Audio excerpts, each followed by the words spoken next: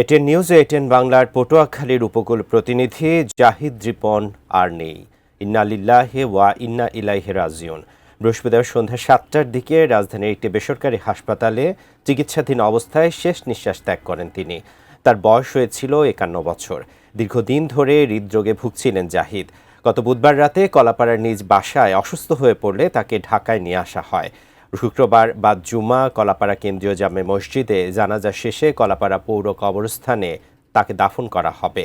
তিনি স্ত্রী ও 3 সন্তান সহ অসংখ্য গুণগ্রাহী ও স্বজন রেখে গেছেন। তার মৃত্যুতে শোক সন্তপ্ত পরিবারের প্রতি গভীর সমবেদনা জানিয়েছেন বিএনপি কেন্দ্রীয় নির্বাহী প্রশিক্ষণ বিষয়ক সম্পাদক এবিএম মোশাররফ হোসেন এবং কলাপাড়া প্রেসক্লাব বেশ কয়েকটি সংগঠনের সাংবাদিকরা। একজন সৎ নিষ্ঠাবান সহকর্মীকে হারিয়ে এটিএন নিউজ পরিবার গভীর শোক প্রকাশ করছে।